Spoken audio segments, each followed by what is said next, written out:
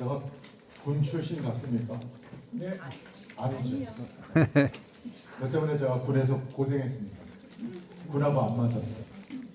근데 사관학교 해군사관학교 43기로 임관해서 생도생활 4년 포함해서 37년간 군대 밥을 먹고 22년 2월에 전역을 하고 전역한 다음날 대구 가톨릭대학에 이순신 학과가 생기면서 거기에 스카웃 돼가지고 가서 하루도 못 놀았습니다. 하루도 못 놀고 지금까지 있습니다. 지금은 이순신 학과가 아니고 그냥 역사교육과에 석자 교수라는 이름으로 있습니다. 석자 교수가 이름은 굉장히 번듯하죠.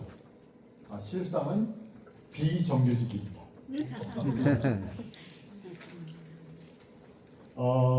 사관학교 졸업하자마자 바로 이제 서울대 국사학과에 3학년 배립했습니다. 그래서 저는 배를 1년도 안 탔습니다.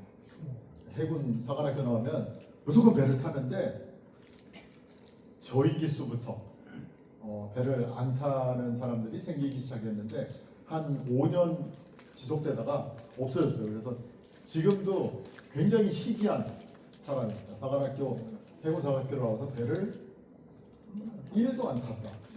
그래서 제가 공부하는데 굉장히 도움이 되더라고요. 사관학교 졸업하자마자 바로 서울대 편입하니까 공부하는데 되게 좋았고요. 그러니까 사무소한 사람들하고 나이가 같았어요. 같이 어울리기도 좋고. 네. 그래서 사관학교에 있으면서 군대를 경험하지 않아서 사관학교가 이렇게 해도 되냐 이러면 이빠른 말을 많이 했어요. 선배들한테. 그랬더니 선배님들이 자식이 배를 안 타서 해군을 몰라서 이렇게 얘기한다고. 그런 제 별명이 몽고 네이비입니다. 몽고 네이비. 몽고에 해군이 없죠? 네. 바다가 없잖아요. 그래서 저는 석사, 박사 전부 같은 서울대 대학원 국사학과를 졸업하고요. 제 박사학위 논문이 임진왜란 해전사 연구입니다. 임진왜란 해전사 연구. 근데 박사학위 논문이 책으로 나왔어요. 2004년에. 2002년에 박사 받고 이제 사관학교 돌아와서 22년에 전역할 때까지 20년 동안 해군사관 생도들에게 충무공과 한국해군이라는 제목으로 이순신 강의를 20년 넘게 했고요. 네. 그래서 사실은 대구 가톨릭대학 석자 교수는 현 직함이기 때문에 쓰고요. 원래는 저는 자랑스럽게 해군사관학교 명예교수, 해군사관학교 명예교수 이 두 가지 직함을 항상 같이 씁니다. 뭐 더 이상 말씀드릴 게 없군요. 간단하죠? 제 소개가. 둘이 같습니까? 네. 그렇죠? 이때가 지금보다 한 몸무게가 10kg 이상 더 나갔어요. 이 전역을 하니까 저녁 술자리 모임이 획기적으로 줄더라고요. 제 건강도 별로 안 좋고 그래가지고 지금 한 10kg 이상 빠져서 골프 비거리가 20m가 줄었습니다.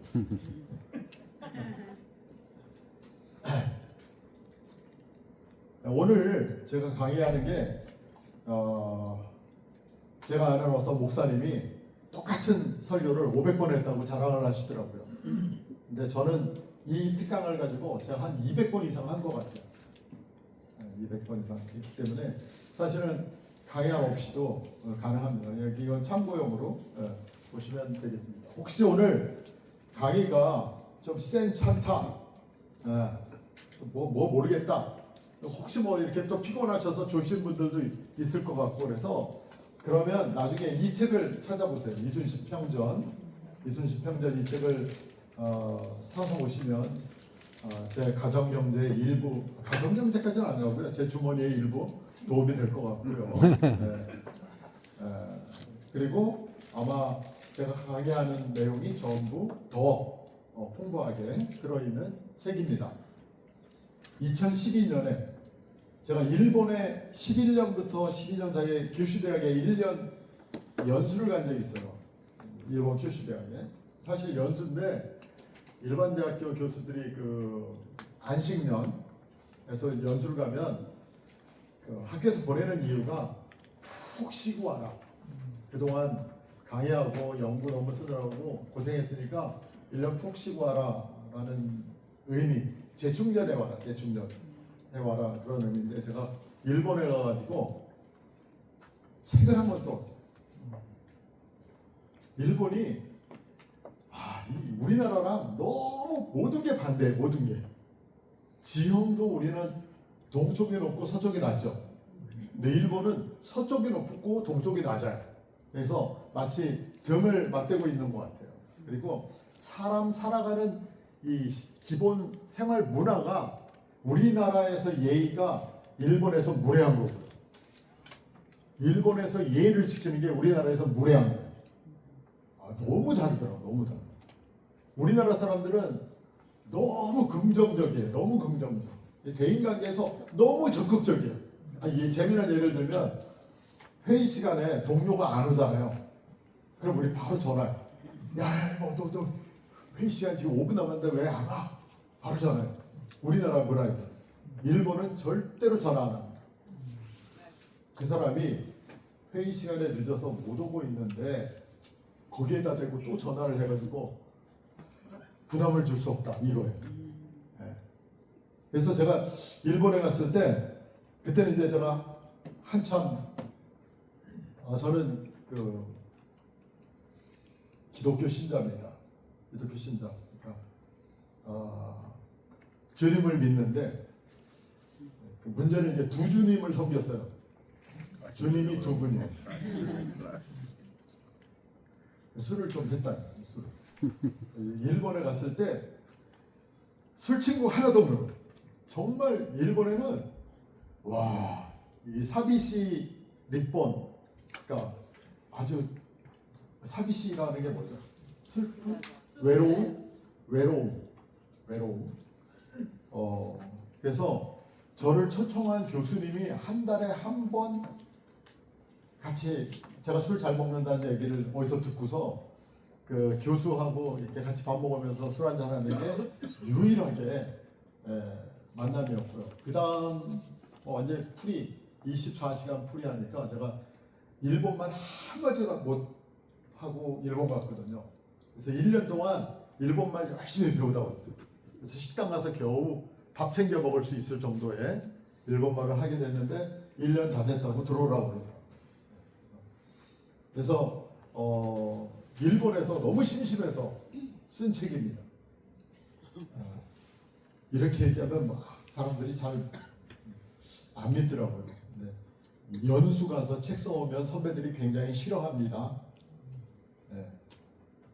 그 다음 연수 가는 사람들한테도 앞에는 누가 책 써왔던데 너는 뭐해? 이런 게 되거든요. 그래서 제가 갔다 와서 이게 좀 그랬던 책입니다. 2012년에 나왔어요. 2012년이 임진왜란 420주년. 그걸 노리고 펴낸 책은 아니에요. 사실은 그거 알고 있었는데 제가 12년 7월 달에 귀국하면서 다 써가지고 왔는데 책을 만드는데 편집하고 그걸 외국에서는 에디팅 한다는데 에디팅한다. 편집하는데 외국에서는 에디팅 하는데 시간이 3년, 4년, 5년 걸려요. 이 책 한 권 나오기가 우리나라처럼 쉬운 데가 없어. 너무 빨리 나와. 그래서 저는 이 책이 써가지고 들고 들어왔는데 책 나오는 데까지 시간이 좀 걸렸어요. 그래서 12년 연말에 나옵니다. 12년 연말에. 그러니까 임진왜란 420주년 특수가 끝난 다음 끝물에 나오고 끝물에. 책이 팔려요, 안 팔려요? 책은 훌륭한데 안 팔리더라고요. 그래가지고 저희 집사람은 이 책이 얼마나 팔렸는지 전혀 모릅니다. 굉장히 근데 이 14년에 2년 후에 한 5천 권 팔렸어요. 2년 후에 한 번에 5천 권이 팔렸어요. 인쇄를 가지고 짭짤했죠. 그때 제가 봉이었어요, 완전히. 선배 후배 많이 사줬어요. 14년에 여러분 무슨 일이 있었죠? 세월호. 영화 명량. 영화 명량 1760만 명. 우리 현재까지 1등이잖아요. 영화 명량 때문에 그 김한민 감독하고 주연 배우였던 최민식 씨가 이 책을 봤다라고 이제 뭐 이렇게 얘기하는 바람에 많이 팔렸고요. 지금 한 10,000권 이상 팔렸고 해마다 한 200권씩은 꾸준히 나가고 있어요. 사관생도 교재로 쓰고 있거든요. 네, 그렇죠? 웃으시라고 농담한 건데 이렇게 안 웃으시니까.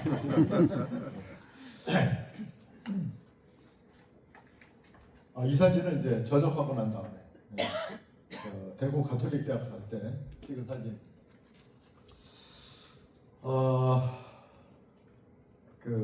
제가 강의는 그렇게 뭐 잘하는 것 같지는 않는데 제가 잘하는 게 시간을 칼같이 지켜요. 그래서 그래도 여기 여수 이순신학교 오니까 시간을 아주 잘 지키는 편인데 여기 뭐 소개하고 막 한 10분씩 잘라먹고 그래요. 속으로 저는 되게 좋아요. 내 강의 시간 줄어들고 있다. 강의 시간당 단가가 높아지는 거죠. 뭐 사실은 아직 제가 그 전역한 후에 바로 대학으로 가는 바람에 원래 제가 목표했던 거는 그 강의에서 강사에서 이렇게 벌어먹고 사는 거였는데 그걸 아직 시작을 못했어요. 그래서 지금 뭐부터 해야 되나? 유튜브부터 찍어야 되나? 아니면 뭐 연구소를 하나 차릴까? 지금 고민하고 있어요. 앞으로 제가 강의하면 단가가 점점 올라가지 않을까. 지금 여기는 뭐 그냥 봉사, 재능 기부 차원에서 하는 그런 강의입니다. 앞으로 뜰 사람이다. 혹시 저를 좀 많이 보시지 않았나요? 제가 TV 프로그램에 많이 나갔는데 14년부터 역사저널 그날 18년에 한 번 나가고 21년에 한 번, 3번 나갔어요. 3번. 그 게스트로 26년 내년에 나갈 차례예요. 4년 주기로 나가니까 내년이 나갈 차례인데 25년에 올해 초에 그 섭외가 왔어요. 그 역사저널 그날을 다시 시작할 건데 저 첫 번째가 이제 임주대란부터 시작한다. 출연하기로 하고 제가 이제 아이디어 회의까지 했는데 그 진행자 선정 과정에서 PD들하고 사측하고 노사 이 분쟁이 나가지고 무기한 연기 됐어요. 무기한 연기. 그래서 이제 4년 주기에서 3년으로 당겨지고 2년으로 당겨지겠구나 했는데 역시 아마 내년쯤 다시 시작하지 않을까. 내년에 역사저널 그날에 아마 또 나가지 않을까 이렇게 생각합니다. 벌거벗은 한국사에도 한번 나갔고요. 강용석의 고소한 19에도 한번 나갔고요. TV 그 불멸의 이순신 그 20부작인가 30부작 줄여서 했을 때 제가 9배 나가서 그때는 이제 정복 입고 5분씩 강의했던 그 사람 같아요? 모르죠. 제가 앞으로 이제 강의하기 전에 이렇게 제 선정부터 시작하고 강의를 하려고 이제 오늘 첫 시간입니다. 제가 제 소개를 이렇게 길게 한 적이 없어요. 첫째 시간 50분까지 강의하는데요. 첫째 시간에는 충무공 이순신에 대해서 강의를 합니다. 생애에 대해서. 충무공 이순신의 삶. 우리가 알고 있는 충무공 이순신이 맞냐? 뭐 결론부터 얘기하면 2가지만 기억해 주시오. 2가지. 보니까 제가 아직 환갑이 안 됐거든요. 저보다 연배가 높으신 분들이 몇 분 계시고 저보다 연배는 좀 낮아 보이시는 분들이 좀 여러 분 계시고 그런 것 같아요. 그러니까 이 얘기는 저랑 비슷하다. 제가 어렸을 때 봤던 위인전기를 읽으셨던 분들이다. 충무공 이순신 위인전기에 보면 노산 이은삼 선생의 이제 영향을 받아가지고 이순신 집이 몰락하고 가난하고 어머님이 막 삿바느질하고 빨래하고 해가지고 이순신을 잘 키웠다 이렇게 나와 있는데 천만의 말씀입니다. 천만의 말씀. 첫째, 이순신 집은 가난하지 않았다. 이순신 집안은 굉장히 훌륭한 집안이었다. 이게 첫 번째 얘기. 두 번째는 또 이제 이순신의 일디기에서 이순신이 너무 강직해가지고 상관들하고 계속 트러블 해가지고 파직당하고 뭐 이런 얘기가 많이 나오거든요. 그것도 일부는 맞고 일부는 틀리다. 이순신은 실력과 능력으로 상관들로부터 인정받는 장수였다. 이 두 가지를 첫째 시간에 말씀을 드리고요. 두 번째 시간에는 역사학자가 본 충무공 이순신의 성공 리더십 6가지를 말씀드릴 겁니다. 50분까지 하고 10분 쉬었다가 하는데 저 시계가 맞는지 정확하군요. 저 시계도. 대학가에 가서 이렇게 시계를 보면 항상 저 시계는 5분 빨리 가고 있더라고요.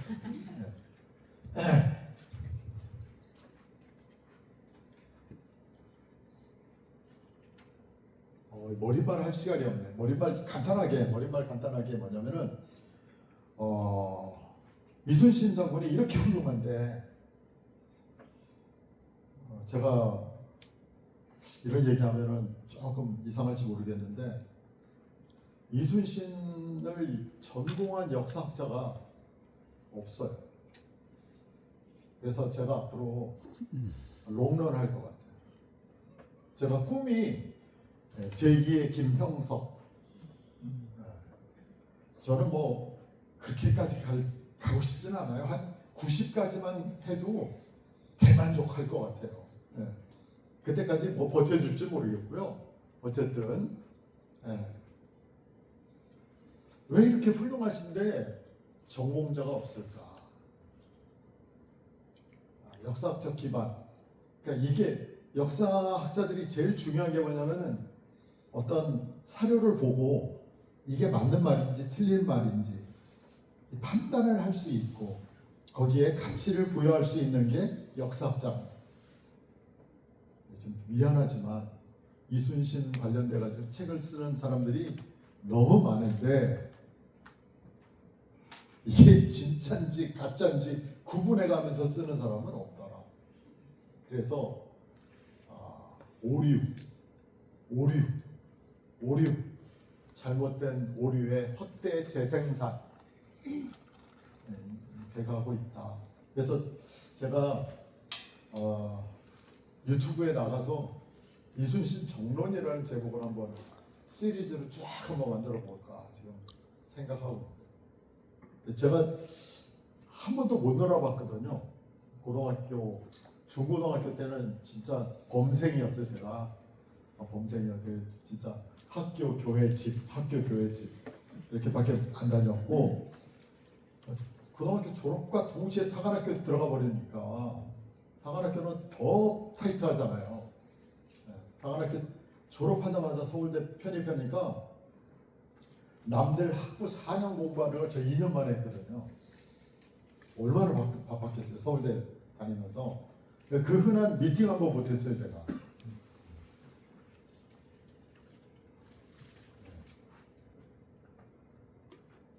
참 근데 저는 운이 좋았습니다. 나라에서 국가장학금으로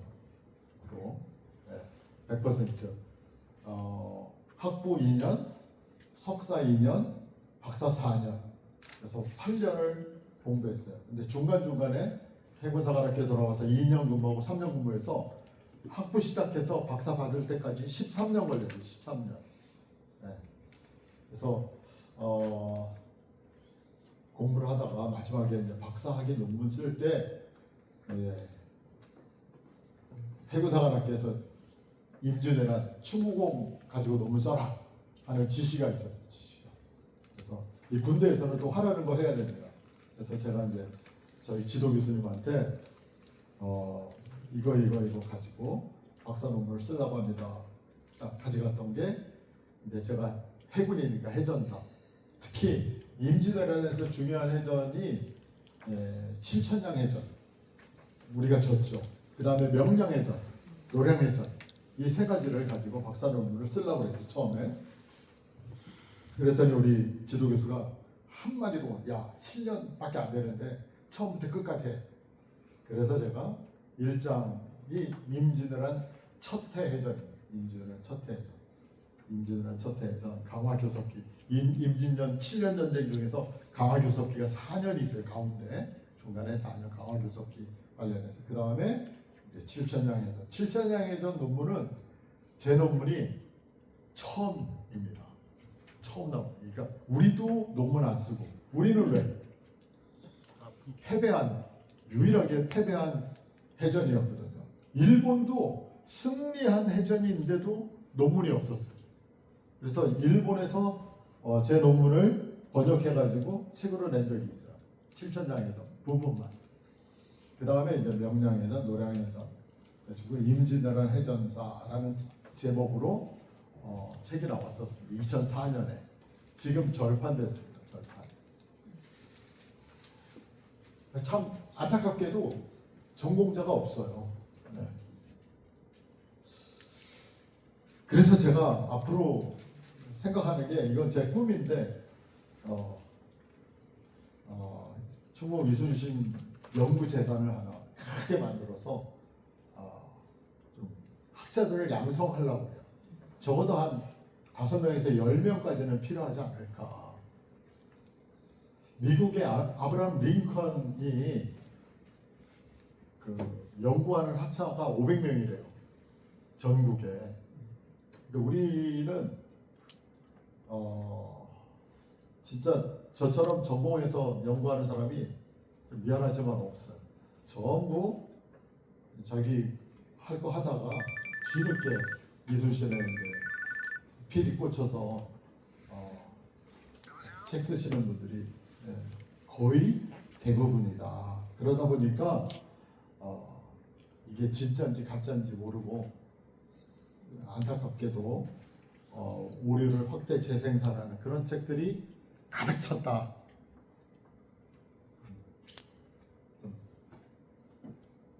뭐 이 부분에 대해서도 내가 할 말 많은데 하지 않겠습니다.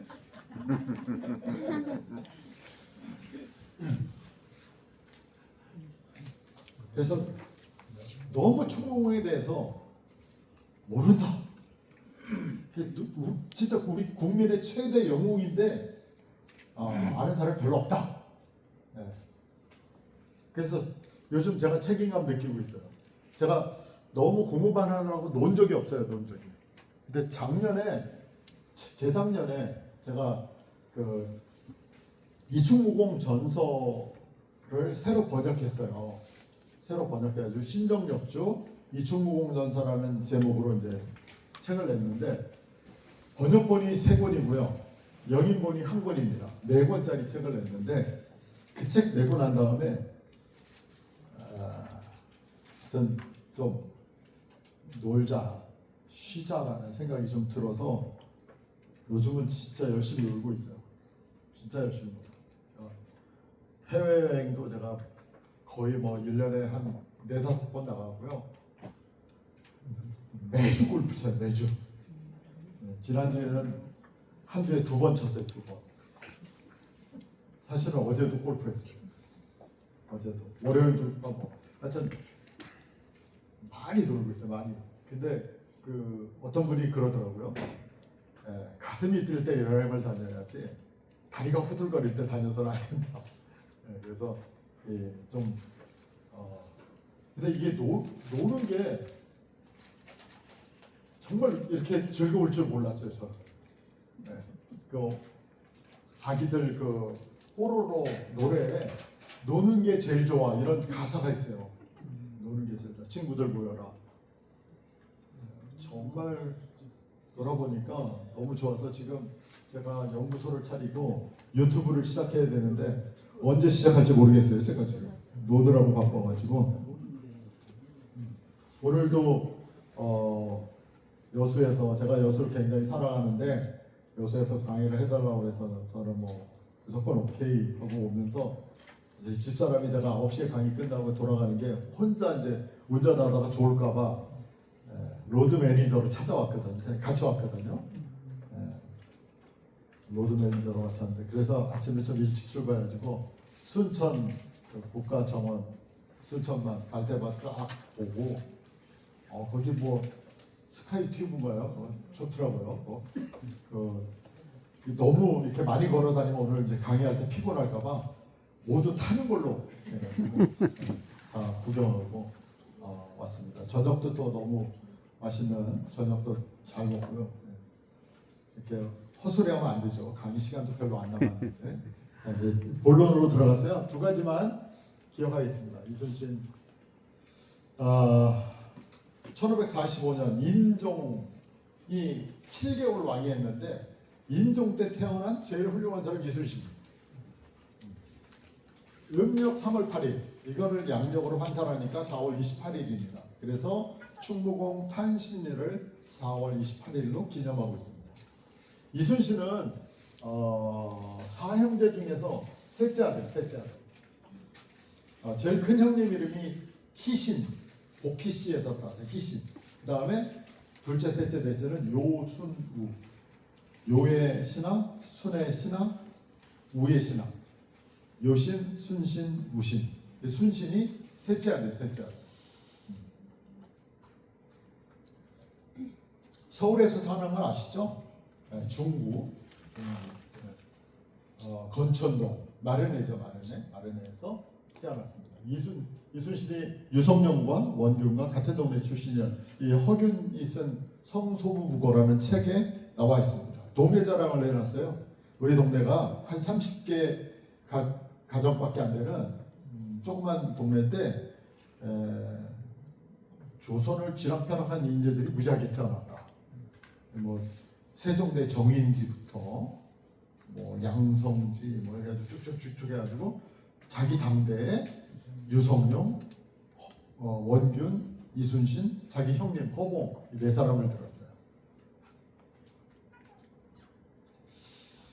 이순신 집안이요. 덕수 있으시죠? 덕수는 황해도 해주하고 배천 사이에 있어요. 조그만 동네 덕수면입니다. 덕수면인데 여기에 처음으로 입향한 할아버지가 이돈수예요. 근데 이분이 여진족이 세운 금나라하고 전쟁하는데 공을 세워서 출세를 했어. 그래서 자리를 잡은 게 덕수입니다. 덕수에 들어가서 됐고요. 그 다음에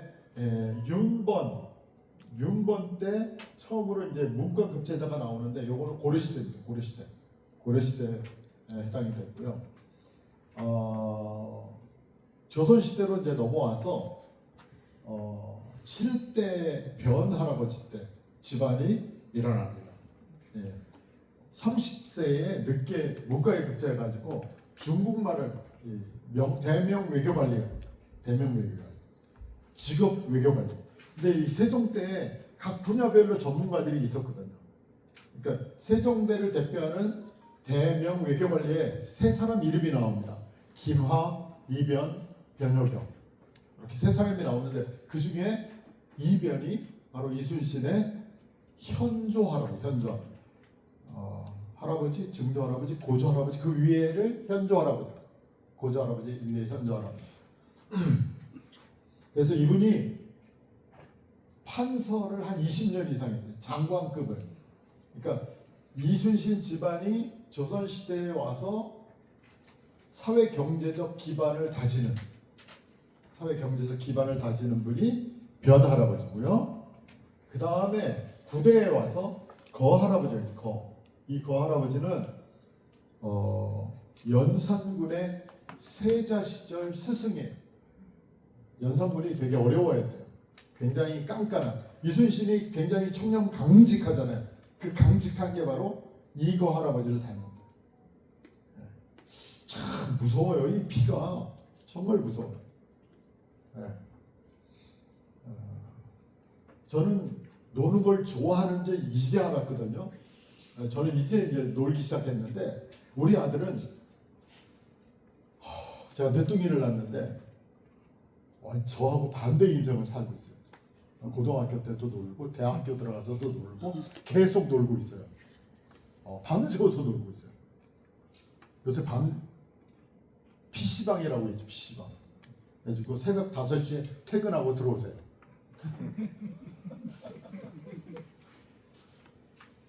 이 피가, 놀기 좋아하는 피가 있는 것 같아요. 보니까. 나도 놀았으면 잘 놀았을 텐데. 지금부터 노니까 지금 제가 정신도 못 차리고 놀고 있어요.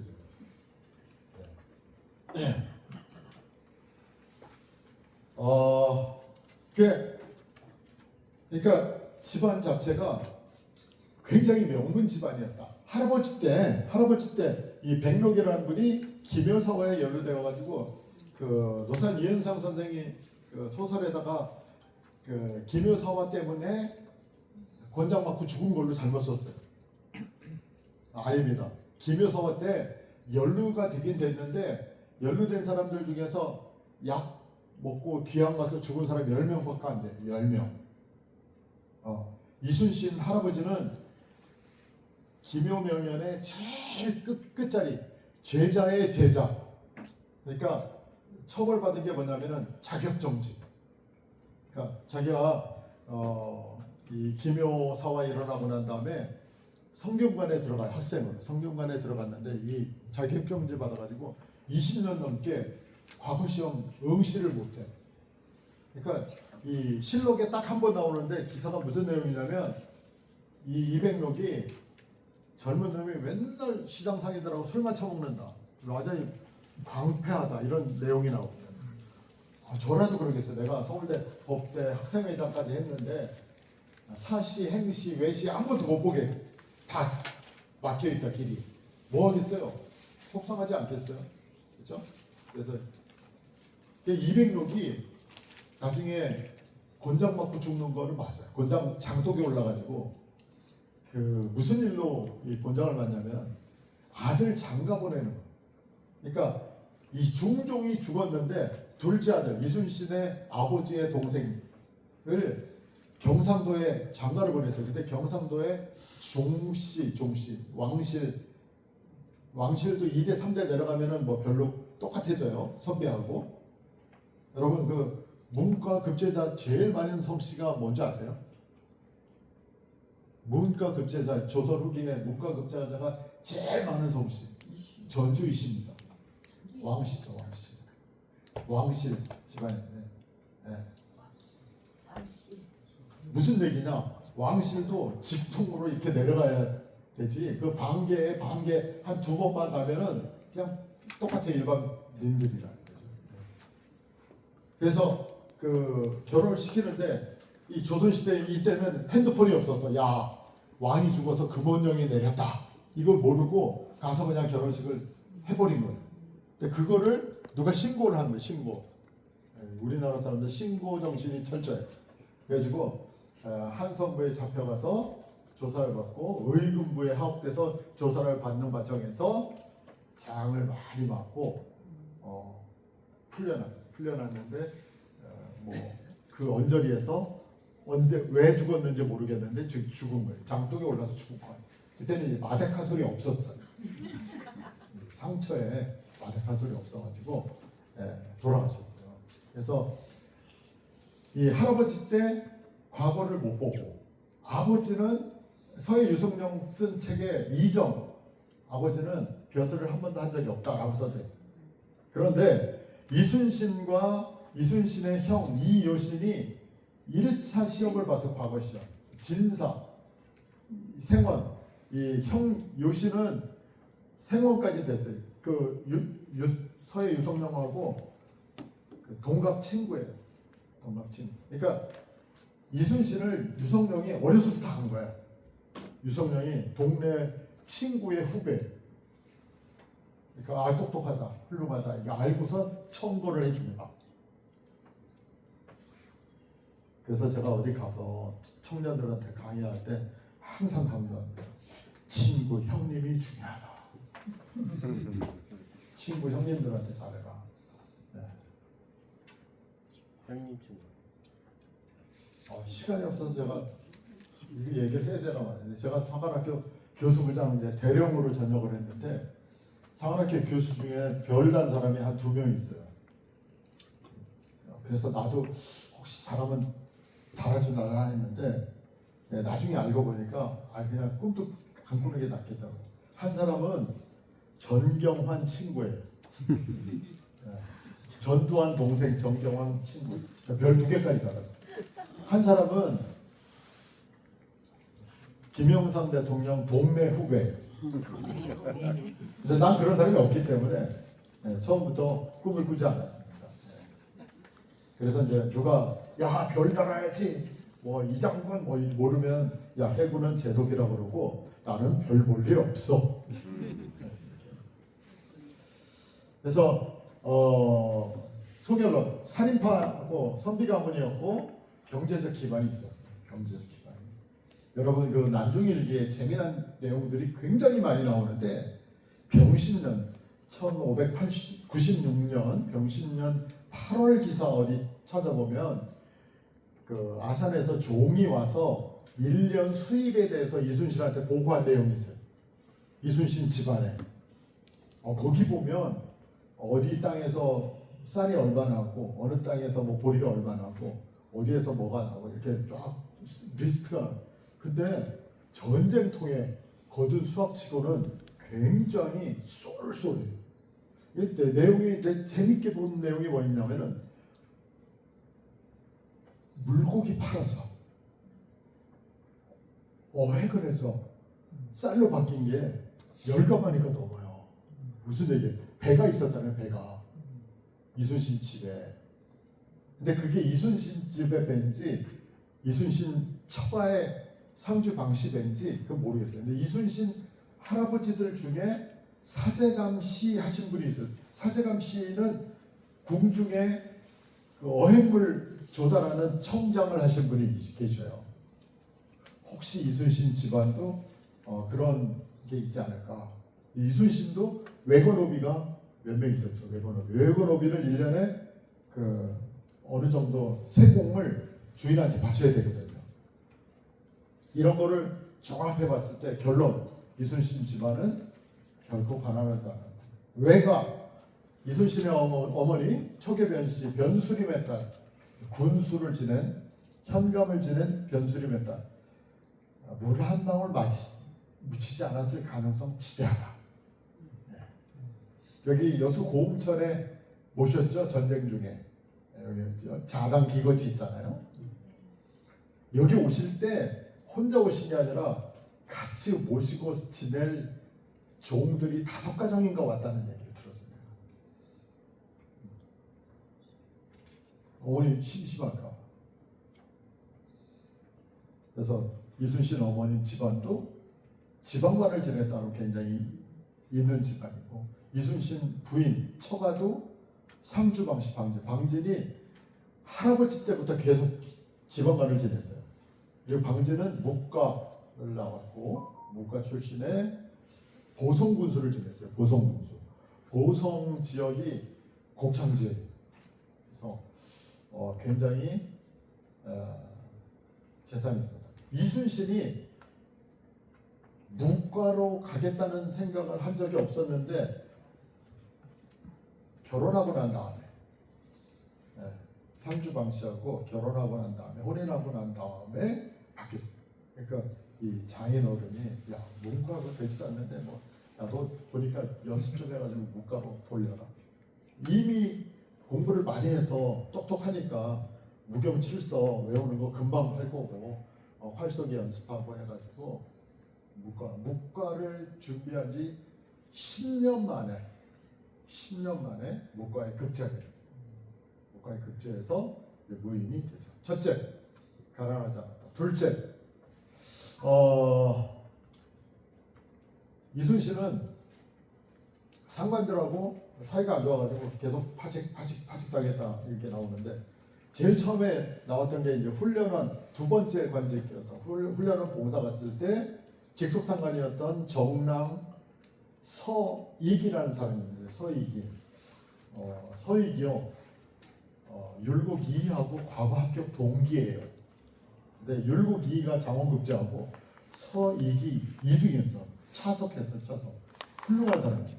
잘 나갔어요. 여러분 그 조선시대에 이조 정랑 좌랑 그 다음에 병조 정랑 좌랑 이 자리는 5품 6품 자리인데 핵심인데 핵심.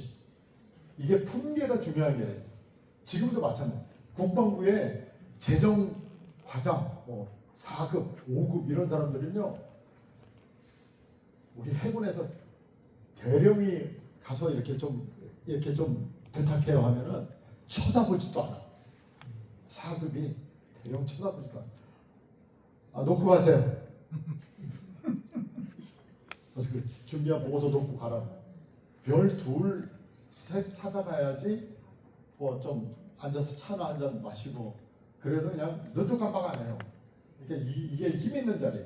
근데 서익이 병조의 정랑이었는데 이순신 직속상관이야.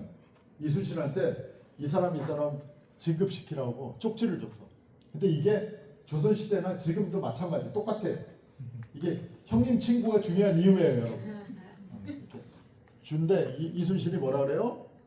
안 됩니다. 원칙대로 해야 됩니다.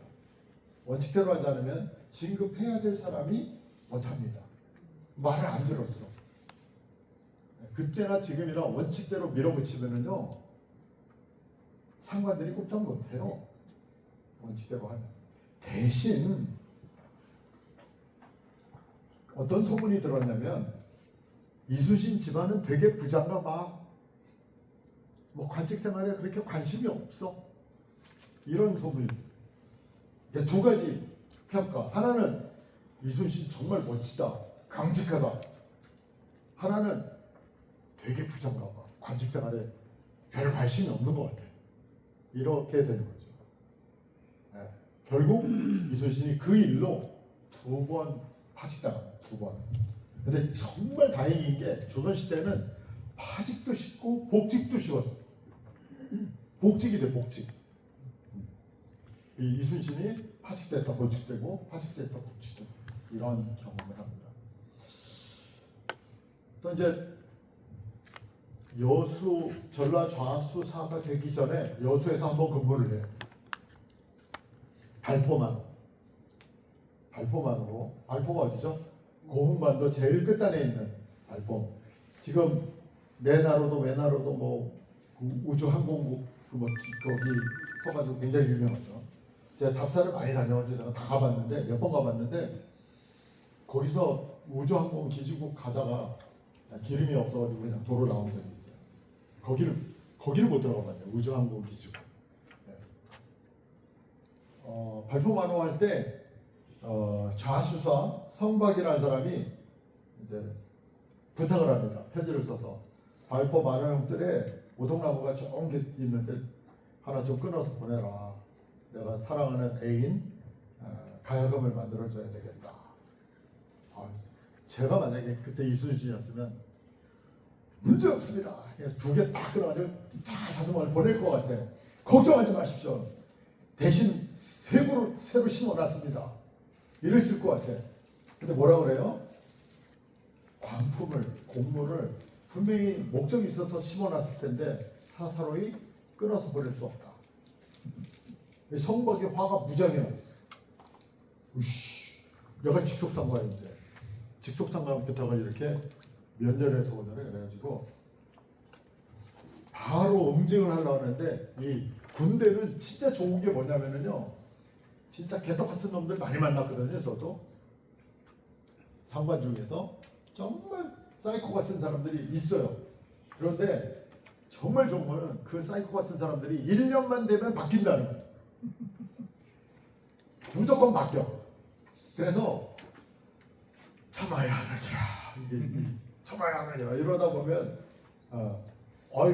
사이 좋게 지내자 이러면서 술 한잔하고 그러면 이런 갈 때 됐구나.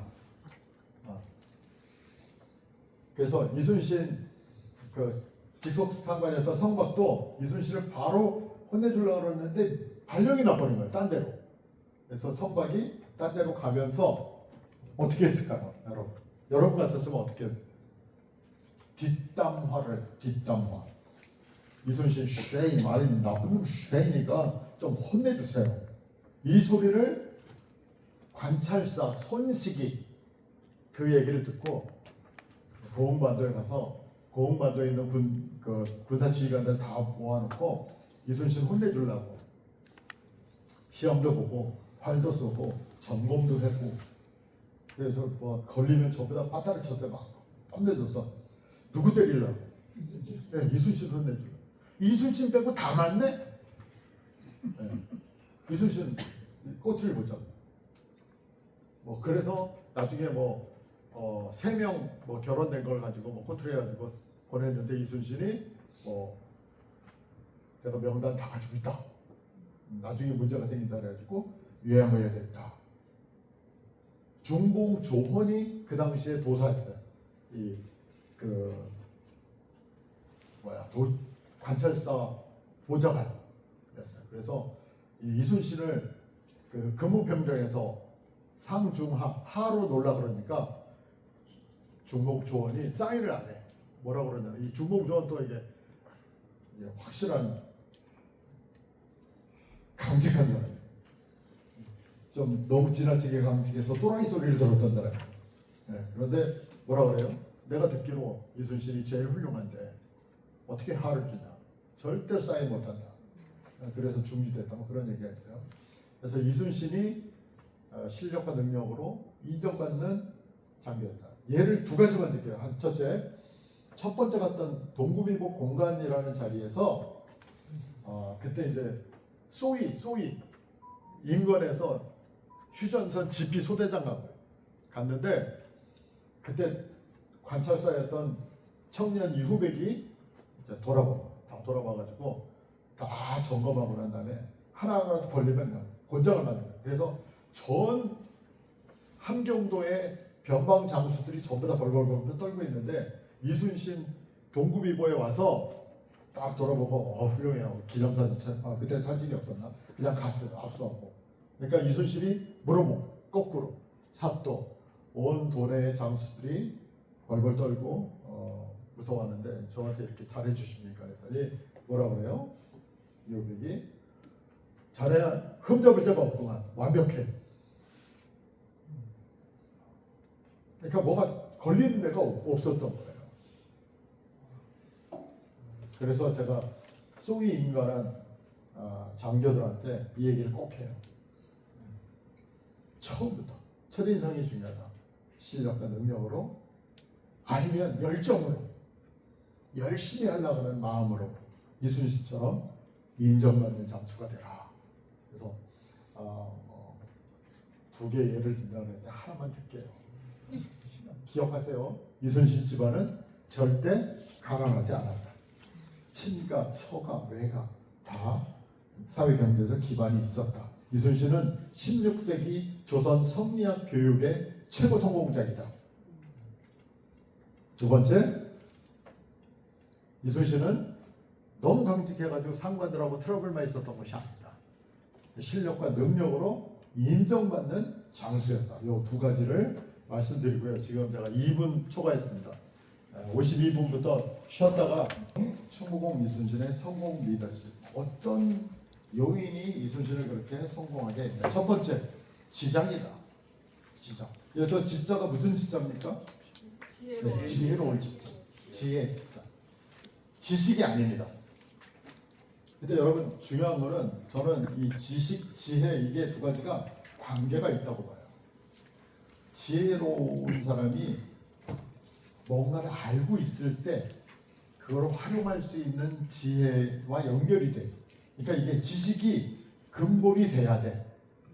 학교에서 배우는 어떤 그런 것들이 근본이 되지 않으면 이 지혜를 만들어내기가 쉽지 않다라고 봐요, 저는.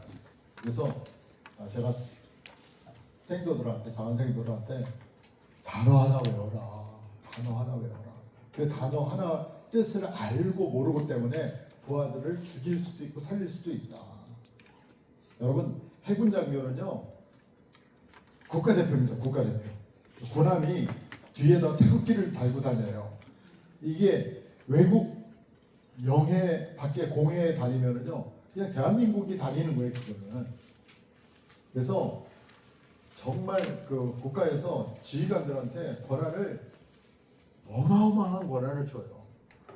그래서 지휘관들이 정말 그 해볼 만해. 남자 직업 중에 프로야구 감독, 뭐 오케스트라 지휘자, 그 다음에 제가 보기에 함장, 자기 하고 싶은 거를 할 수 있는 그런 직업이에요. 왜 함장한테 그런 막대한 권한을 주느냐? 그만큼 중요하기 때문에. 그만큼 중요하기 때문에. 함장은 24시간 당직입니다. 당직이 없어요. 그 함장 방이 그 전투 그 상황실 바로 위에, 그 다음에 그 뭐죠? 함교 그 이렇게 운전하는 바로 밑에.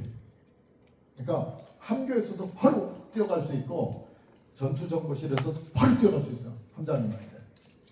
함장님이 누워서 이렇게 쉬고 있는 것 같지만 누워서 쉬고 있는 게 아니에요. 조금 이상한 소리 들리면요 바로 전화기 들어요. 야, 기관실 이게 지금 무슨 소리야? 그만큼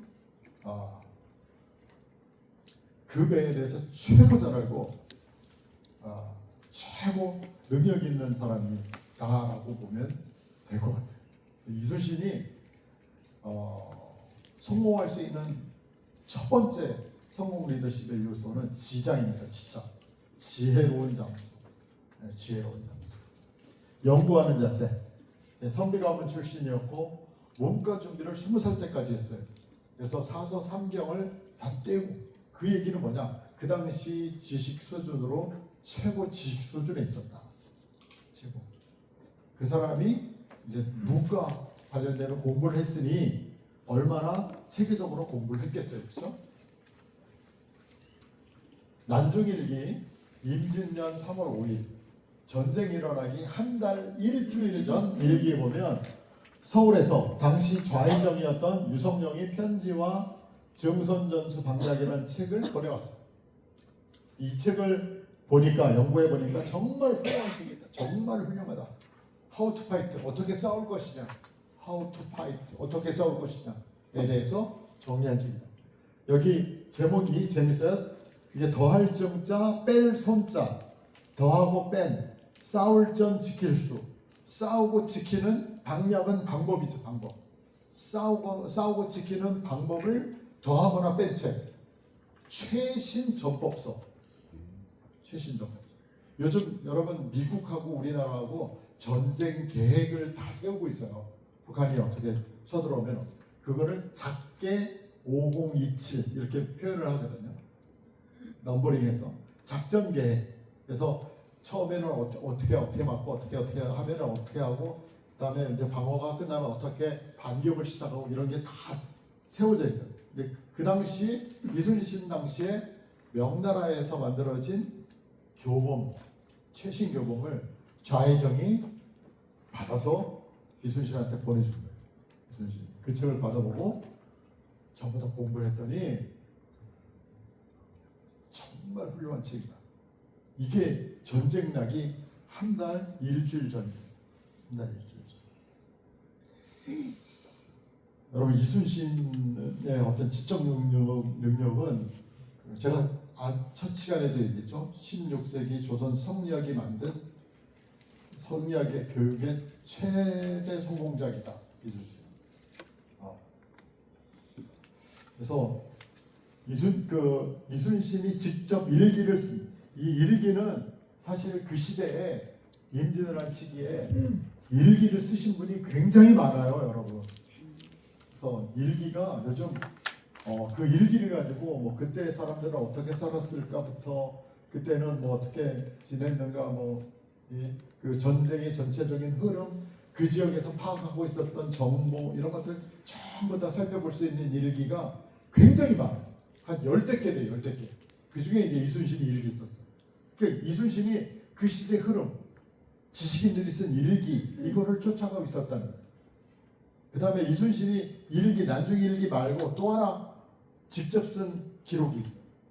임진장초, 장계초본. 장계는 수군절도사, 병마절도사가 직접 왕에게 직보하는 보고서, 왕에게 직접 보고하는 보고서. 그거를 지금 남아있는 게 임진년 거, 계산년 거, 갑원년 거 92, 93, 94년 3년치 보고서가 남아있어요. 난중일기에 그런 내용이 나옵니다. 94년에 제2차 당황포위전 끝나고 난 다음에 보고서를 써야 될 거 아니에요, 그죠? 근데 그때 이순신이 몸이 안 좋았어. 몸이 안 좋아져. 이순신 굉장히 몸이 약했어요. 굉장히 아파서 이렇게 막 골골하는 장면이 많이 나오는데 이렇게 많이 아파서 이제 직접 보고서를 못 쓰고 밑에 사람들을 시켰어. 누구 시켜서 그 보고서를 가져왔는데 읽어보니까 마음에 안 들어. 읽어보니까 마음에 안 들어. 그래서 본인이 직접 아픈 몸을 이끌고 써서 녹사한테 줬다. 이 녹사는 이순신이 써준 거를 정자체로 옮기는 사람이 있었어요. 수사 밑에. 이순신이 직접 보고서를 초안했다. 임진장계 초본이 이순신이 거의 직접 보고한 내용들이 대부분이다라고 볼 수가 있는 거예요. 왕에게 직접 보고.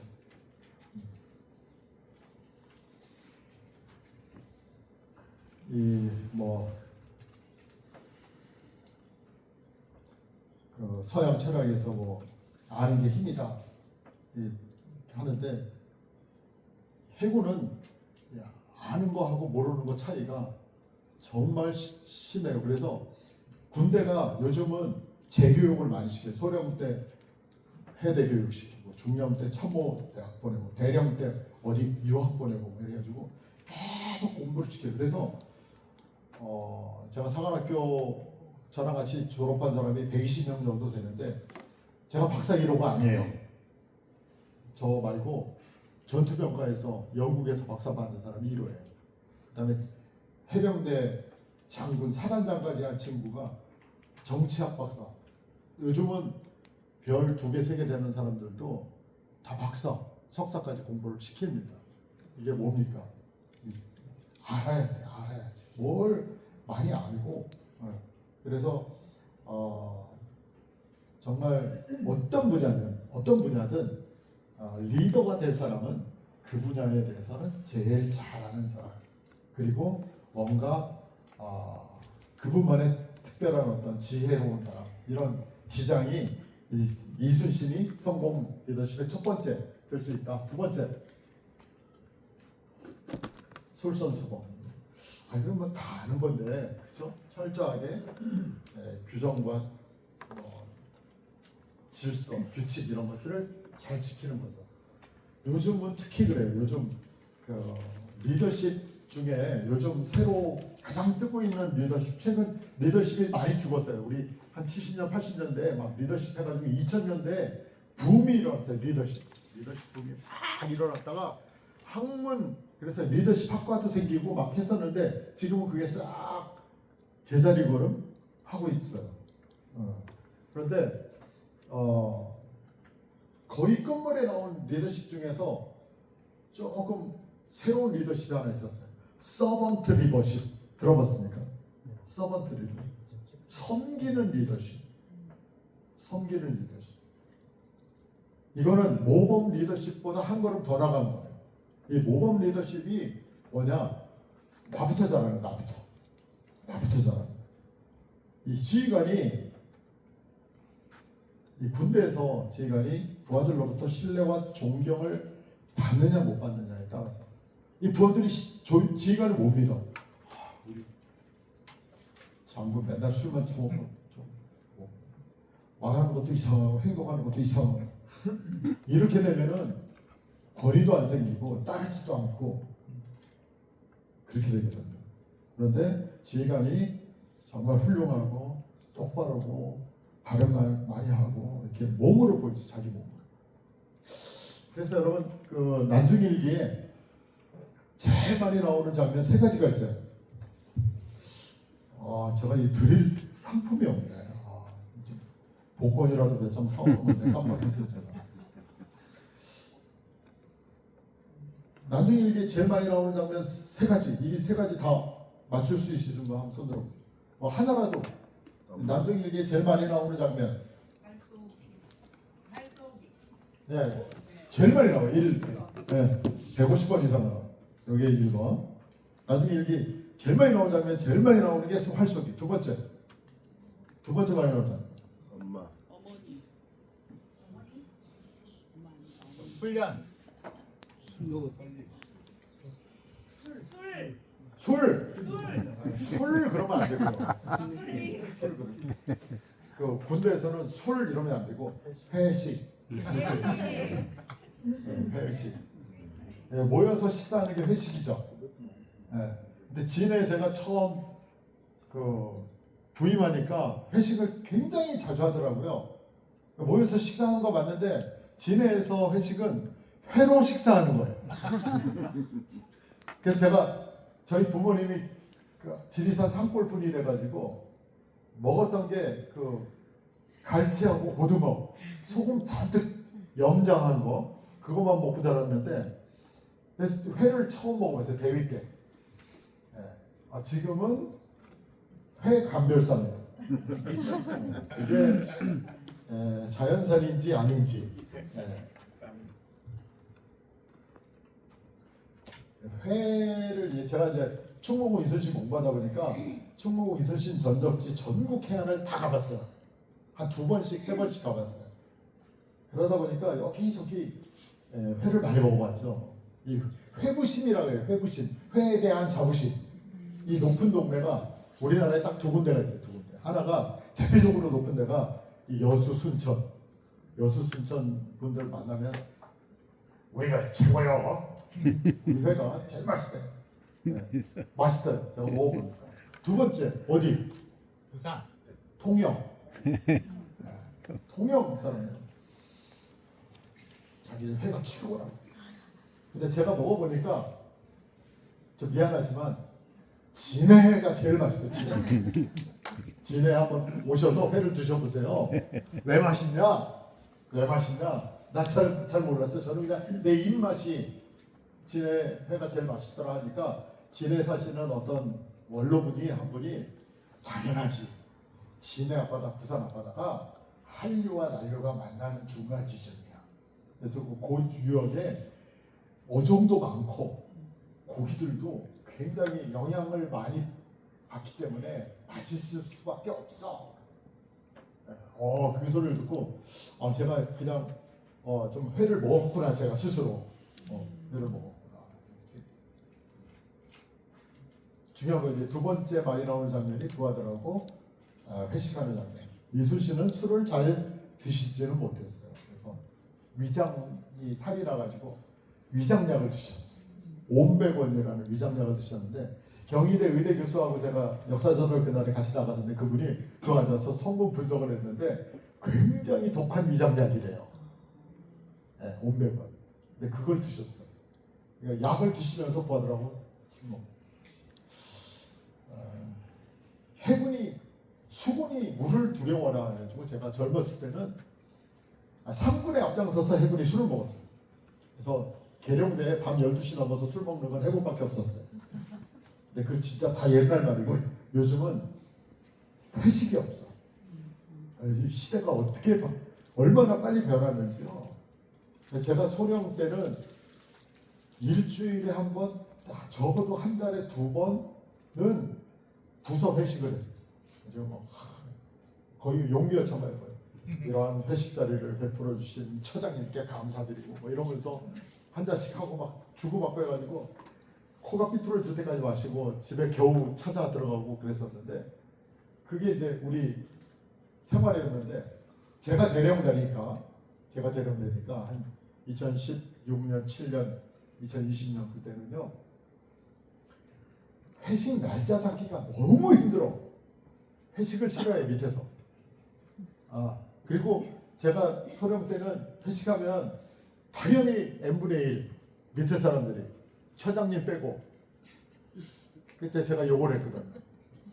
대령 월급은 제일 많이 받는 놈이 금일봉이라도 하사하지 그냥 먹고 떨어진다 이 생각을 했었는데 제가 대령 되고 보니까 이해가 가더라고요. 와, 우리 딸이요 6년짜리 대학을 두 놈이 다니는데 그것도 사립으로 1년에 등록금만 2천만 원이 넘어요. 2천만 원. 또 다 달라. 같은 한 군데서 다니지 않고 이쪽에서 다니고 저쪽에서 다니니까 대령 월급 받는 게 다 학비로 다 들어가더라고요. 그때 대령들도 다 나처럼 그랬겠구나. 근데 제가 이제 대령 돼가지고 회식을 하면 밑에서 부하들이 어떻게 보시는지 알죠? 하잔 놈이 내겠지. 이렇게 전부 다 결제했던 아픈 기억이 있습니다. 그것도 얼마나 눈치를 봐가면서 해도 되겠냐? 그래서 나중에 전역할 때는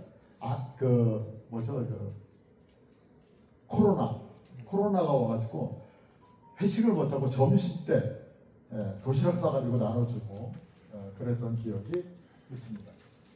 마지막 세 번째 말이 나오는 장면 이순신 어머님 안부. 어머님 안부. 16세기 교육의 제일 중요한 덕목 효와 충. 이 효와 충 가장 충실하게 실행했던 사람. 이순신 형님 두 분이 이순신보다 일찍 돌아가셨어요. 그래서 셋째 아들인데 어머님을 모셔야 됐습니다. 전쟁 중에 여수, 웅천, 고읍내로 모셔다가 있었죠. 그래서 저는 나중 일기에 구순을 바라보는 노인 해가지고 저희 어머님이 한 88세나 87세 이 정도 되는 줄 알고 있었어요. 근데 돌아가실 때 나이가 83세예요. 83세. 그러니까 81만 넘으면 구순을 바라본다고 표현한 거예요. 이순신이 정말 어머님에 대해서 효를 다. 두 번째 솔선수범 활쏘기. 근데 활쏘기 왜 이렇게 중요하게 생각했을까? 임진왜란 때 여러분 명량이나 불멸의 이순신 TV 드라마에서 보는 장면, 전투 장면 다 순뻥입니다. 다 거짓말이에요. 막 대포가 날아가지고 뻥 터지고 불나고 막 이런 로켓 포탄은 18세기 말 19세기에 유럽에서 발명한 무기고요. 임진왜란 때 그런 게 없었어요. 임진왜란 때는 쇳덩어리 큰 게 날아가고 큰 나무 목화살 대장군들 그런 게 날아가서 배를 깨뜨리는 거예요. 여러분 바다 위에서 배에 구멍 나면 큰 문제거든요. 물새면 깔아놓는 거 아니에요, 그렇죠?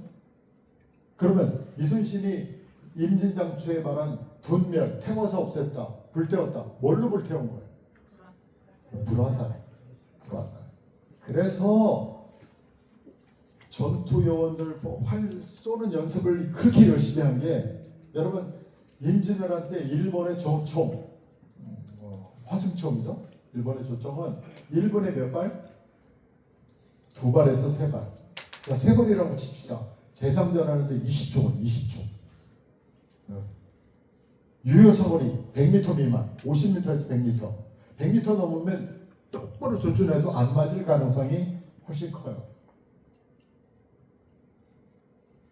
그러니까 임진년 초에 육전에서 백전백패하고 막 했던 이유가 신무기 조총 소리에 놀란 거예요.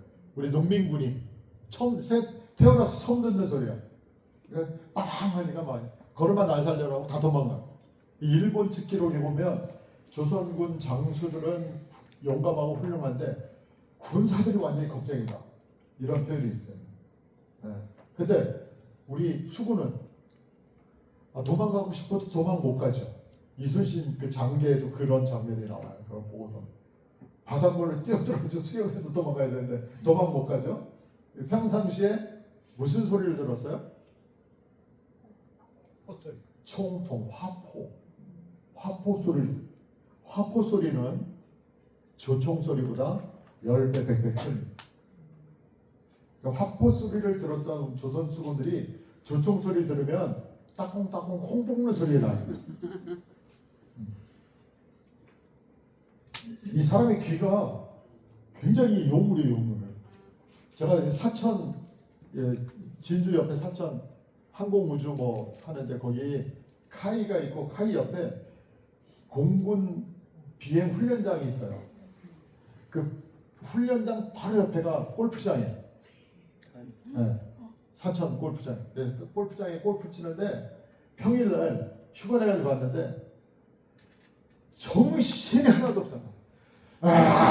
떴다가 내리고 막 하는데 지금 내가 골프를 치러 온 건지 뭘 하러 온 건지 모르겠어요. 뭐 골프가 되겠어요 이게? 해가지고 막 이게 전반에 기억이 하나도 안 나 지금. 이런 소음 속에서 이게 안 되더라고요 뭐가. 근데 후반에 잠깐 팬텀기가 한번 돼. F16이 한번 내리는데 이 소리는 앞에 훈련기 뜨던 게 했잖아요. 그 소리가 아니야.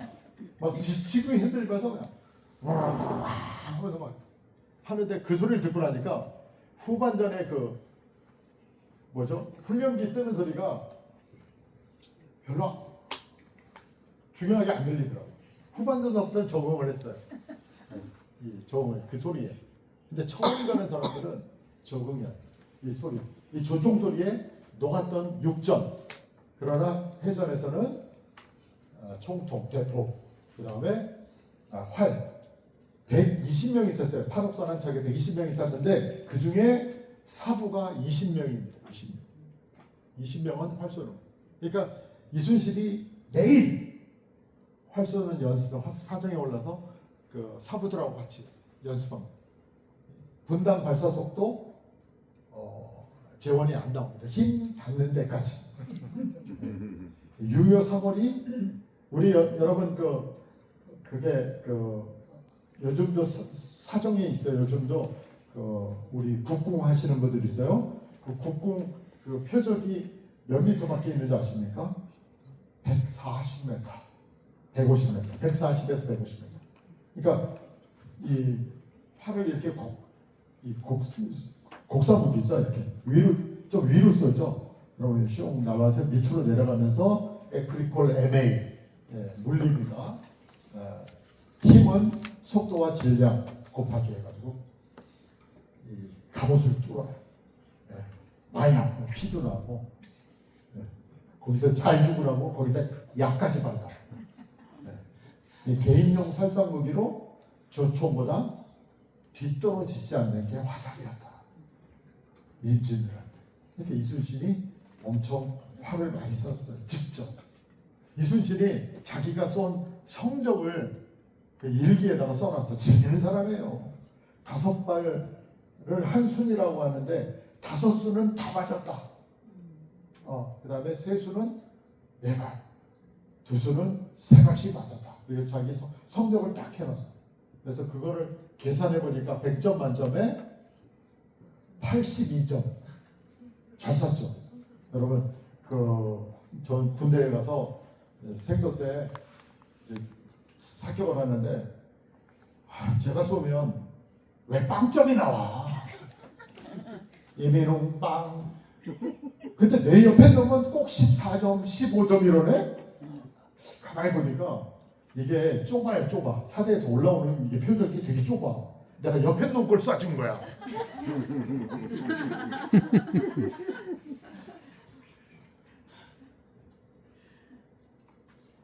이 화살 가지고 이렇게 얘기를 했습니다. 세 번째, 창조적 경영, 안 되면 되겠다. 이게 군인 정신 같은데 이 얘기가 뭐냐면은 군수부급이 전혀 없었어요. 이순신이 군량 마련하려고 안 한 게 없어요. 둔전 경영하고요. 농사짓게 나이 많은 병사들, 어린아이 병사들한테 가서 농사짓게. 요 주변에 농장이 많아요. 고흥에 뭐 지역에 둔전이 굉장히 많았어요. 그다음에 물고기 잡아서 팔았어요. 어떤 사람이 관모어 아시죠? 과메기. 포항이 유명하죠. 과메.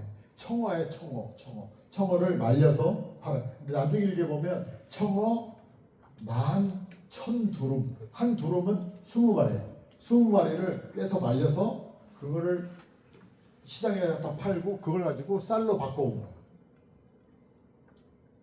참, 이 소금 구워서 팔고 고기 잡아서 팔고 이 국가에서 다 대줘야 되는데 전쟁 때 군량을 대줘야 될 거 아니에요, 국가에서. 그런 걸 없어도 이순신이 직접 다 했다는 거예요.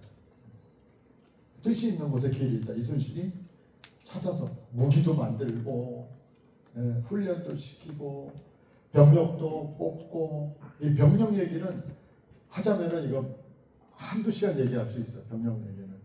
이 병력은 전쟁통에 여러분 우리 6.25 전쟁 경험했잖아요, 그렇죠? 6.25 때 학도의원군이 뭡니까? 학도의원군. 고등학생들. 근데 고등학생들이 키가 크잖아요. 어른방을 하잖아요, 그렇죠? 지나가다가 인민군한테 잡혀가면 인민군으로 가는 거고, 우리 국군한테 잡히면은 학도의원군으로 가는 거예요. 내 의사와 무관해. 그게 우리 임진왜란에 또 똑같아. 뭐냐? 수군 해당 지역에 와서 육군들이 막 잡아가는 거야, 수군들을. 야, 뭐 전쟁 중에 육군 수군이 어디 있어? 뭐 와, 데려가는 거예요. 이순신이 임진장초에 보면 수군 소속 지방에서 제발 병력, 무기, 군량 이런 거 좀 뺏어가지 마라. 우리는 장수들이 전부 한산도에 나가 있는데, 그러니까 이순신의 적은 일본만 적이 아니야. 그냥 육군 장수들, 상관들이 와서 안 그래도 지금 없는데 먼저 가져가는 사람이 임자였어요. 그때는 너무너무 힘들었어요. 그래서 이순신이 노력해서 다 극복했어요. 노력해서 다 극복해서 다 해결했는데, 해결하지 못한 분야 한 분야, 병력입니다. 병력. 이순신이 200척을 만들어요. 7천량해전 전까지 판옥선 200척을 만들었는데, 200척에 120명 탄다고 생각해 보세요. 24,000명. 24,000명. 근데 수군들 다 끌어모아가지고 1595년 가을에 5,200명. 5,200명. 전쟁이라 가지고 워낙 많이 나가다 보니까 더 이상 어떻게 해볼 도리가 없어. 그래서 여러분 7천량해전 직전에 산업이 5,000명 이 산성으로 갈 노비들을 전부 다 수건에 태웠어. 그냥 노비 아니 여러분 배를 처음 타면 어떻게 되죠? 죽음이죠. 제가 그 생도 4학년 때 88년도에 한국에서 처음 만든 프리게이트를 타고 태평양을 건너갔다 온 기수인데 1,500톤급이었거든요. 1,500톤. 지금 요번에 그 정조대왕함 나온 게 7,500톤. 그러니까 반의 반만 한 거예요. 근데 그 배도 우리가 이제 처음 만든 거예요. 처음. 울산. 1마일 떨어져서 가는데 태평양이 왜 태평양인지 아십니까? 태평합니다.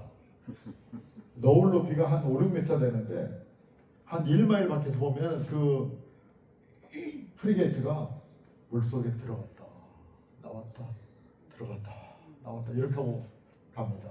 참, 이 파도에 이 식판을 딱 들고 있어야 돼요. 이게 놓치는 순간 식판이 날아가요.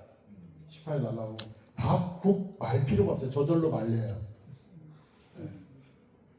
근데도 줄 서서 밥 먹는, 야 완전히 그걸 뭐라 그래? 체화된 거죠. 완전 익숙해진 거죠. 근데 저는 배를 탔으면 잘 탔을 것 같아요.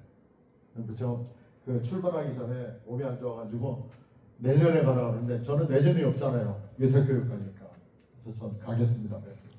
갔는데 일주일 만에 완전히 적응해서 11시 반에 밥 먹으라고 타종하면 항상 오동 안에 들었습니다. 제가.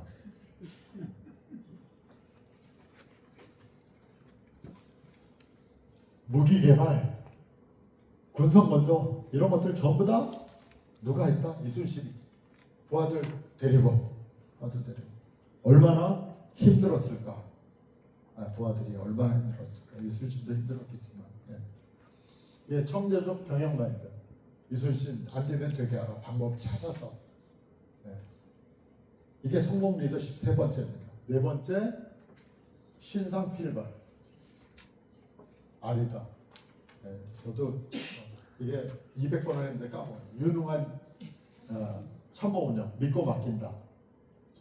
휘하에 기라성 같은 장수들이 많이 나옵니다. 녹동한호, 정운. 여기는 아닌데요. 고성군 출신이죠. 고성에는 녹동한호, 정운이 이순신 장군만큼 훌륭한 분으로 기리고 있어요. 녹동한호. 이순신보다 2살이 많았는데 무가는 10년 선배, 10년 선배. 근데 이 정운이라는 분이 굉장히 이순신 이상으로 강직했던 거 봐요. 그래가지고 이분이 관직 이렇게 이력서를 보면 제주도에 판관 갔는데 누구랑 불화해가지고 파직. 웅천 현감 갔는데 또 누구랑 불화해 파직. 그러니까 위 상관들한테 잘 보여야 되는데 상관들하고 맞서가지고 파직 되다가 임진왜란 직전에 녹동만호 이순신 전라자수사 휘하의 5간 5포 중에 하나였던 녹동만호로 와서 이순신보다 나이가 2살 많아요. 선봉장을 쳤어요. 선봉장. 모든 전투에서 해전에서 선봉했었어요. 선봉. 옥포해전부터 부산포해전까지. 마지막 부산포해전에서 머리에 대철포를 맞고 전사했던 정운. 그다음에 광양현감 오영담. 이 광양현감 오영담도 나이가 이순신보다 많아요. 전 이게 우리한테 뭔가 보여주는 거예요. 저는 사관학교 출신들이 이 기수 개념을 파괴해야 된다고 생각해요. 멍청한 기수들은 건너뛰어도 된다. 꼭 별을 한 기수에 5명씩 6명씩 줘야 되냐. 멍청한 놈들이 있으면 한두 개 주고 말아라. 밑에 그냥 중령 대령으로 끝까지 가라. 지금 그게 안 돼요. 지금도 몇 기, 요번에 육군 참모총장이 44기니까 해군은 45기 이런 식으로 따지고 있어요. 발전 없어요. 할 수 있는 능력을 가지고 있는 사람을 뽑아야 되는데 그게 안 되더라. 방답첨사 이순신하고 이름이 똑같아요. 근데 순임금 순자의 신하 신자잖아요. 이순신은 순할 순자의 믿을 신자. 입부 이순신. 나이가 훨씬 어리고 방답첨사를 했어요. 굉장히 훌륭한 장수입니다. 사도첨사 김환.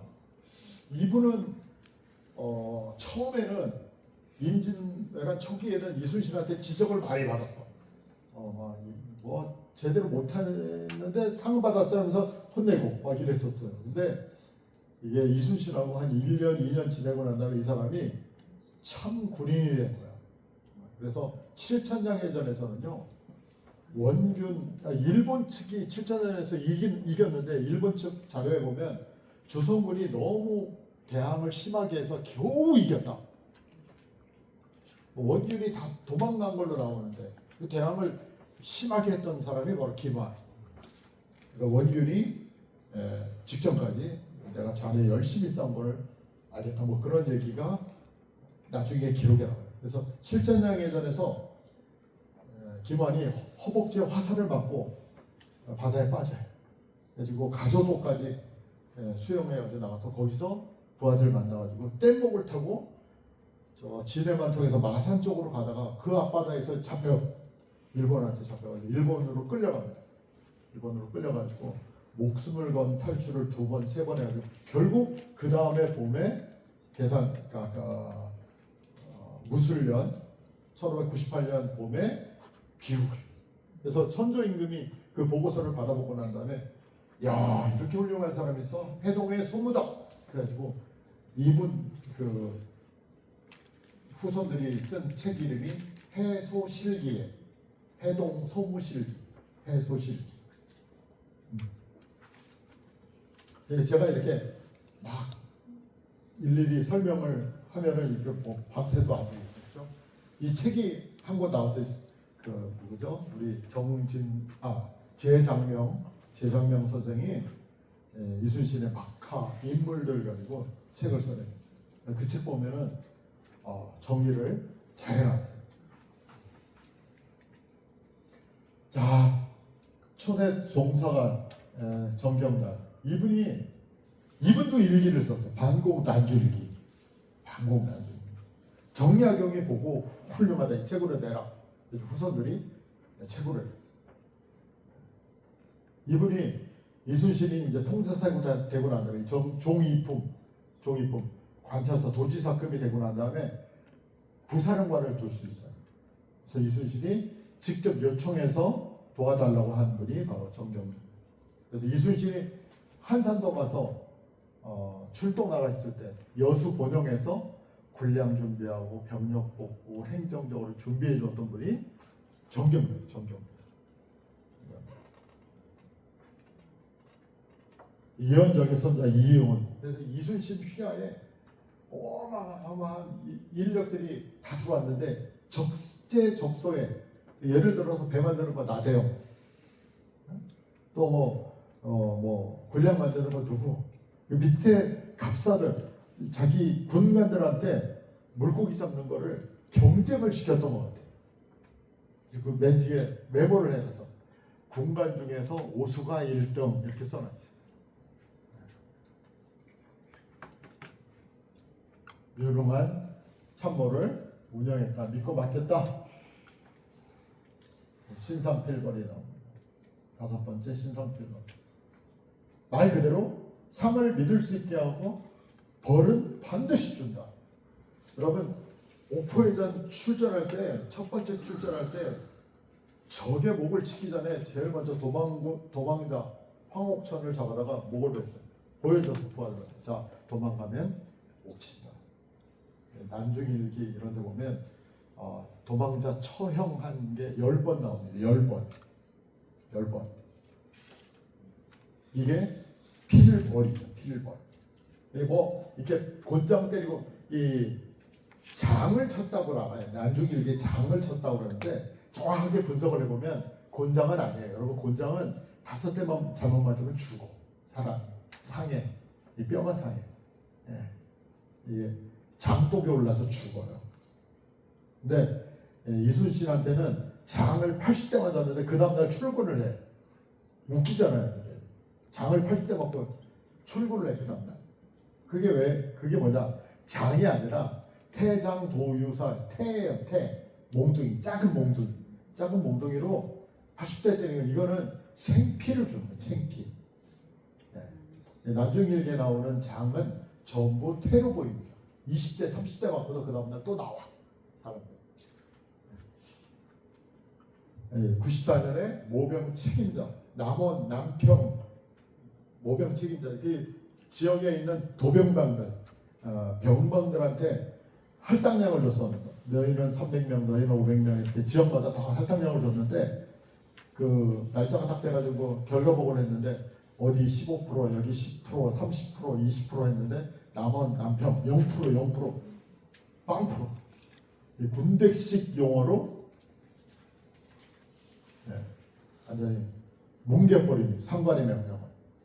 이순신이 감옥에 집어넣어 하옥시켜라. 그 다음날 처형시켜버려.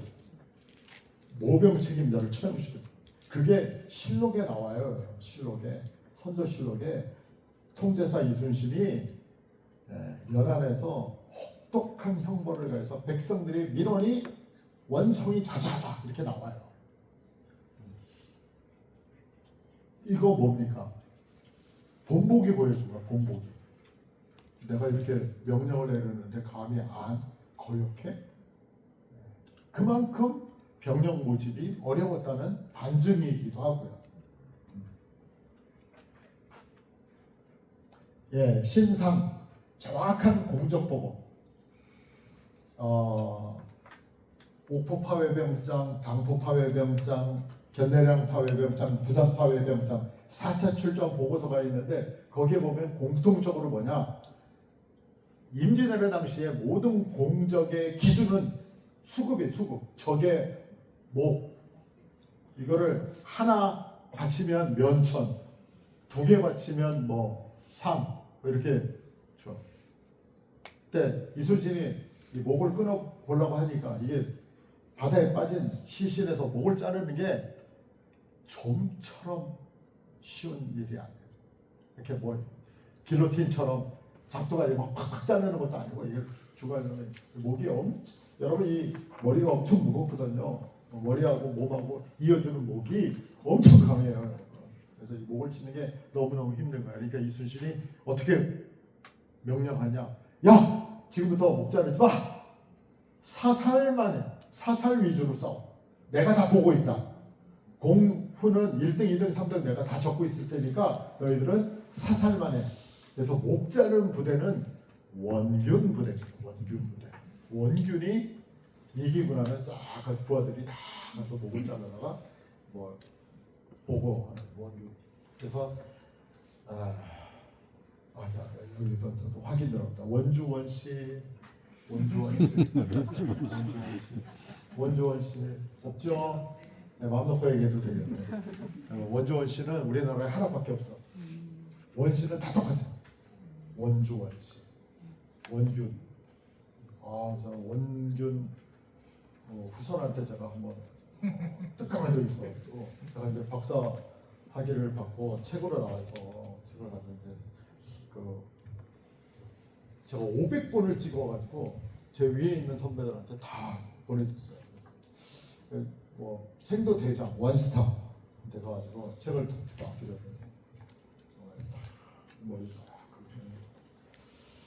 이 박사 원균이 그래 나빠. 이름을 딱 보니까 원땡땡 제독이에요. 내가 순간 이걸 어떻게 답을 해야 되나. 그래서 제가 어떻게 답을 했냐면 제가 이 박사 논문 준비하고 공부 시작한 지 한 4년 됐는데 자료를 많이 봤는데 그 자료를 볼 때마다 원균한테 불리한 자료밖에 없습니다. 여기까지 얘기하고 벗어났어요.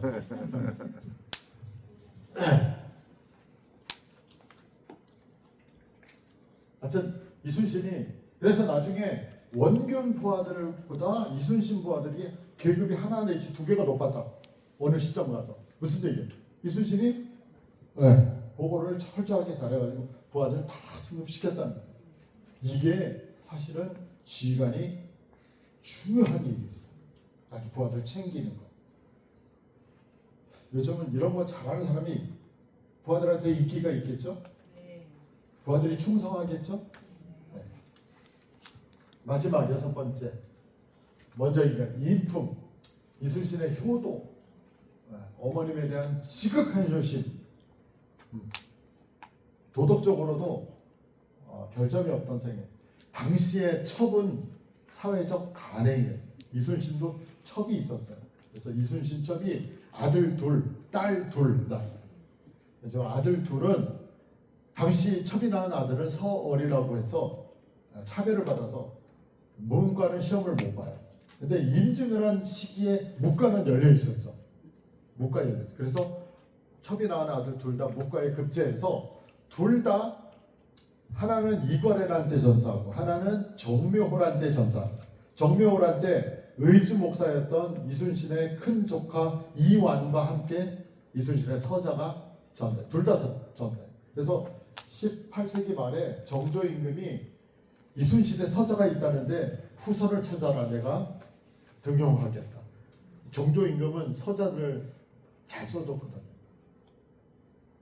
근데 보고한 내용이 이순신의 서자의 후손을 찾을 수가 없습니다.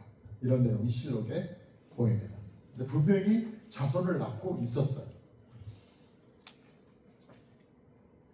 배구정문씨 무증상, 영양의 전후의 셋째 아들 면의 전사. 아주 고통의 바다죠. 고통의 바다. 나중 일기에 하룻밤 지나기가 1년 같구나. 하룻밤 지나기가 1년 같구나라는 표현이 정유재할 때 2번 나옵니다. 처음 나오는 게 아들 죽었을 때. 아들 죽고 이틀 후인가요? 강막지 소작 강막지라는 노비의 집을 빌려서 혼자 울어요. 부하들 때문에 막 뭔가 못 운 거예요. 그래서 코피를 대빵이나 흘렸다 그러면서 울어. 이렇게 그날 일기에 보면 하룻밤 지나기가 1년 같구나 한 번. 그 다음에 한 달도 안 돼서 11월 1일 고하도에 들어간 첫날 그 다음날 일기에 고하도에 이제 월동을 위해서 들어갔는데 배 12척이죠? 배 12척이 들어갔는데 이 부하들이 이 겨울옷이 없어. 그러니까 갑자기 겨울바람이 똑바람이 불어온 거예요. 이게 위에 집도 없어. 배에서 자야 돼. 여러분 목선은요 바람이 숭숭숭숭 통합니다. 여름엔 쪄 죽고요. 겨울엔 추워 죽어요. 그러니까 이순신이 두꺼운 솜입을 덮고서 추위에 떨고 있는데 밑에 부하들이 추위에 신음하는 소리가 그 소리가 너무 처절해가지고 하룻밤 지나기가 1년 같구나 라는 표현이 정유년 10월 11월 일기에 2번 나옵니다. 하룻밤 지나기가. 여러분 시간은 상대적인 겁니다. 미국 해군사관학교에서 복싱을 가르쳐요. 생도들한테. 왜 가르치는 줄 아십니까? 복싱을 건강을 위해서 가르치는 게 아니라 2분이 길다는 것을 가르쳐주기 위해서. 2분이 얼마나 긴 시간이라는 걸 가르쳐주기 위해서. 근데 하룻밤 지나기가 1년 같구나. 그래서 이순신의 삶이 고향 같다. 그래서 6가지를 말씀드렸고요. 한 가지 더 있는데 제 강의는 여기까지 할게요. 그래서 제가 강의한 성공 리더십 6가지는 여러분들이 다 아시는 아시는 평범한. 근데 그 평범함 속에 이순신의 비범한 성공이 숨어 있습니다. 우리가 익히 알고 있는 사실이에요. 그래서 있는 그대로의 충무공을 본받아서 제2, 제3의 충무공이 우리나라에서 많이 나오길 바라고요. 맨 밑에 이게 재밌죠. 충무공의 후예되는 여러분 어떻게 이건 제가 고등학교 특강 가서 하는 얘기예요. 여러분 충무공의 후예가 되면 어떻게 해야 됩니까? 그러면 요즘 애들이 너무 센스가 있어. 해군사관학교 가야 됩니다. 제가 해서 교수일 때 강의한 제 강의는 여기까지 하고요. 혹시 질문 있으시면 질문 받겠습니다.